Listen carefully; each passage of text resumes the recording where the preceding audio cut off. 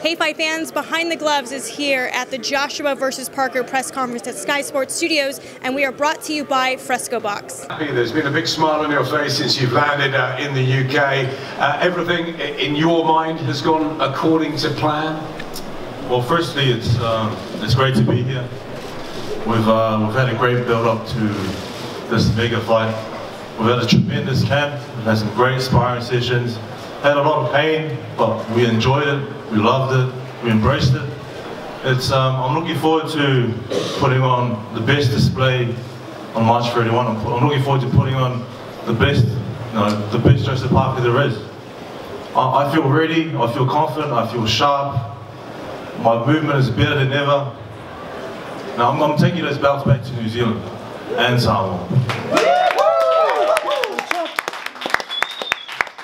You've been watching Anthony Joshua for a long time, studying him, the strengths, the weaknesses. How do you assess him as a fighter?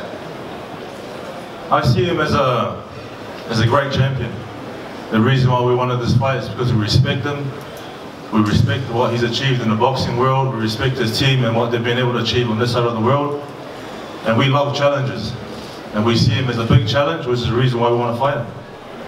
And I think, we both have weaknesses, we both have strengths, and it's whoever's going to put on the best display on fight night. You've got the whole of Samoa and New Zealand behind you, but why do you believe you're going to be victorious? What's different about you than all the other opponents that Joshua has faced? I feel it's my time. I'm young, I'm fast, I'm strong, and I'm determined to win. I'm not here to put on a show or for payday. I'm here to take these belts back. I'm here to be part of history, and I'm not doing it just for myself. I'm doing it for my team, my family, and my country. And you feel this opportunity has come at the perfect time for you? The best time. He's at his best. I'm at my best. There's going to be no excuses after this. Whoever wins is the best man on the day. And you'll lap up the big stage and the thousands cheering AJ on? I mean, there's going to be a lot of people cheering us on. I have a lot of family members out here, a lot of supporters. So, we're going to be hearing them cheer for us on fight night. Will you knock out Anthony Joshua? I'm going to beat him. I haven't decided how I want to beat him yet. I don't know if it's a knockout or if it's points or decision. I'll see how I feel on fight night. You're going to be undefeated and going home with all the belts in front of us today. 100%. These are mine. These are mine. Let's bring in.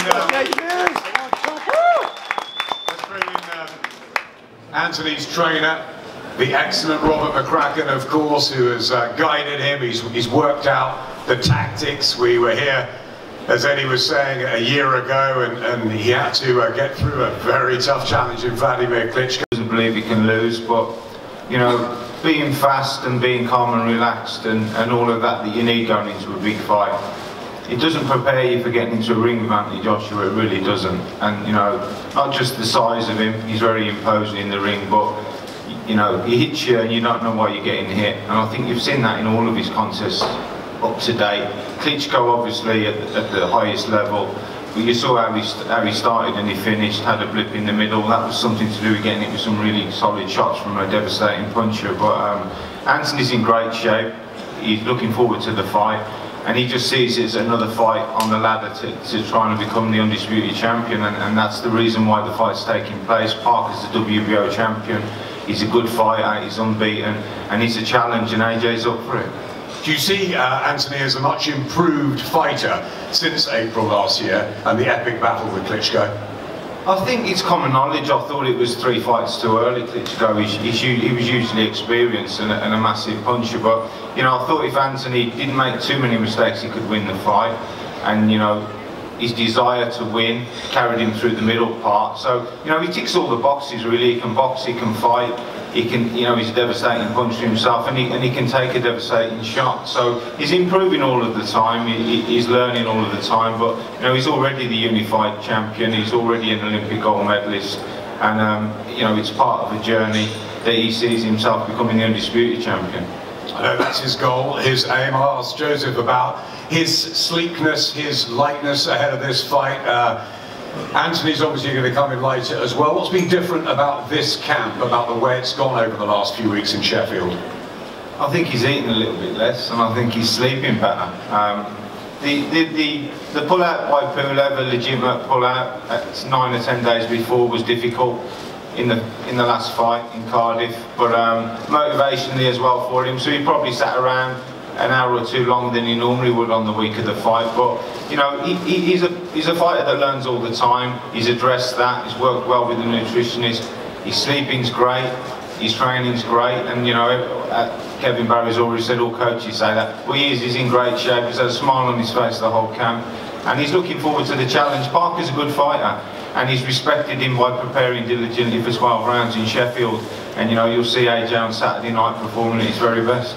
Joseph Parker unbeaten in 24. Rob, in your opinion, is this Anthony's toughest test to date?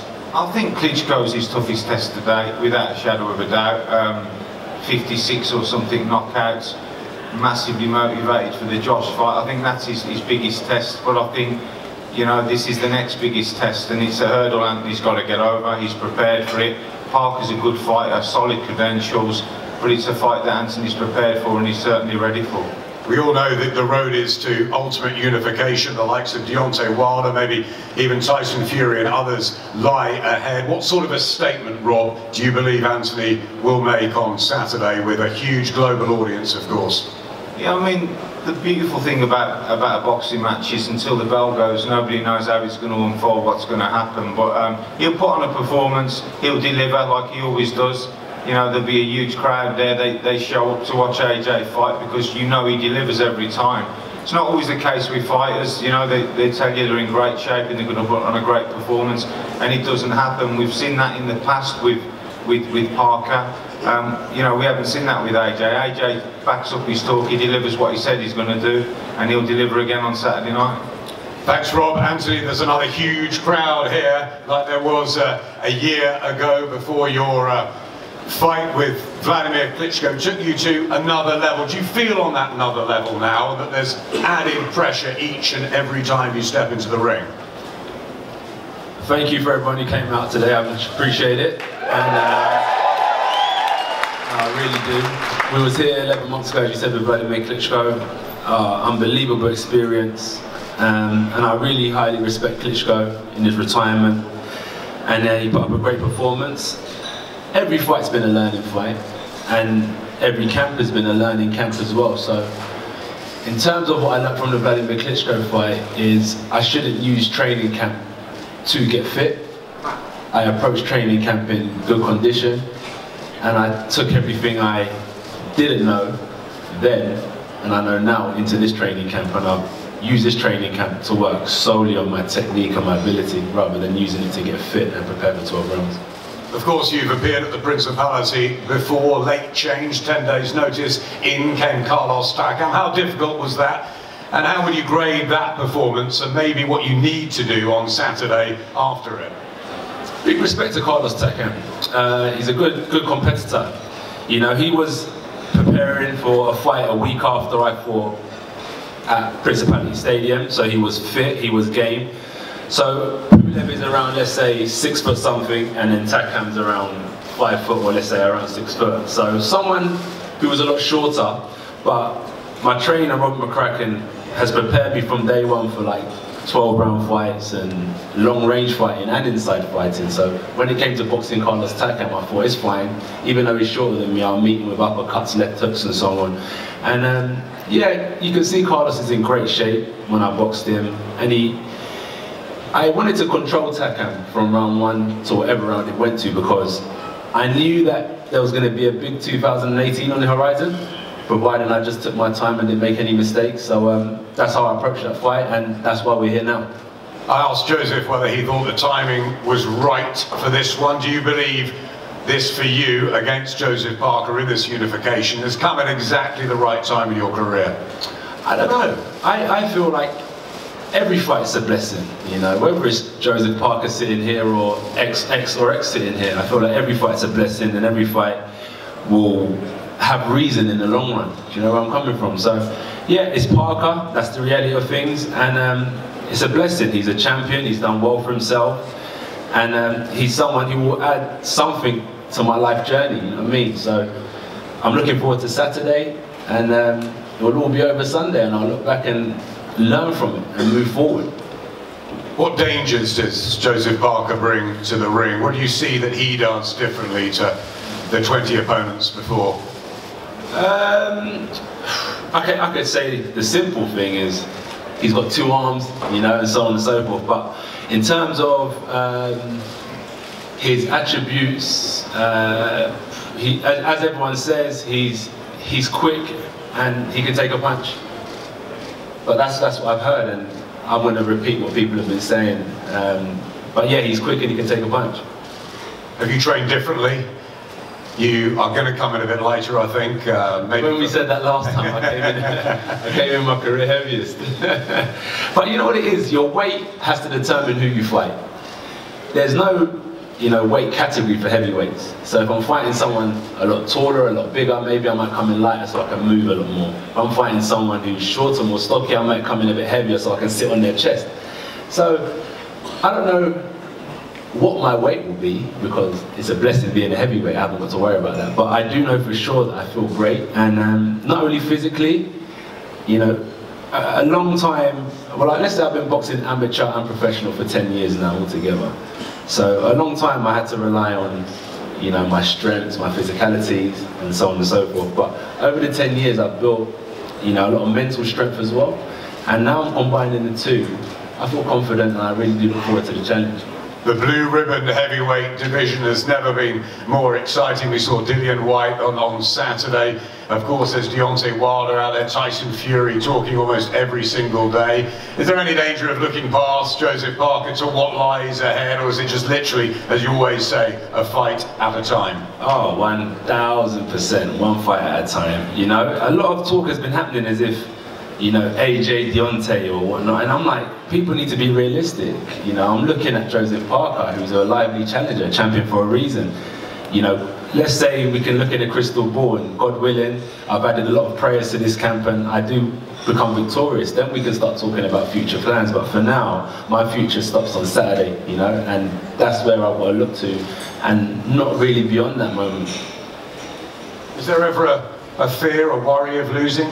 Yeah, definitely, because it keeps me going. I don't want to lose because, you know, it's little things like people thought that I walked out on a New Zealand, what are they, press people? But that wasn't the case as such. It was because I was there from 10:30 in the morning till 5, and I had to be back in the gym at 6:30 to train, and I hadn't eaten. So it wouldn't have mattered if it was the African press, the Chinese press, or the Russian or New Zealand press. It was just that I told my PR team that, can I make a move now, because I've got to be back in an hour and a half, and do they mind waiting? And then when I return and I get ready, we can conduct the interview. But, you know, they didn't want to wait, so I said, look, with all due respect, I have to focus on my training. So the fear of losing is that unless I take care of my business, no one's going to want to interview me anyway. So I have to make sure I stay focused on the job at task, and that's the fear of losing, because it keeps me motivated. And I just know how the tables can turn quickly. 1 minute you're the man, and the next minute you're not. I think there's respect and professionalism from both sides. Final question, Anthony, do you knock Joseph Parker out on Saturday night and take this WBO title in the journey towards unification fully? So you've got two sides of it. I'm definitely preparing for a 12-round fight, 110%, which isn't a problem to go the distance. But let's say I've got 20 quid in my pocket, and I'm looking at Joseph Parker and Andy Joshua. I believe Andy Joshua, myself, will knock Joseph Parker out for sure. Hey Fight fans, it's Michelle Joy Phelps. If you haven't already subscribed to our YouTube channel, make sure you do so by clicking this icon right here, or else.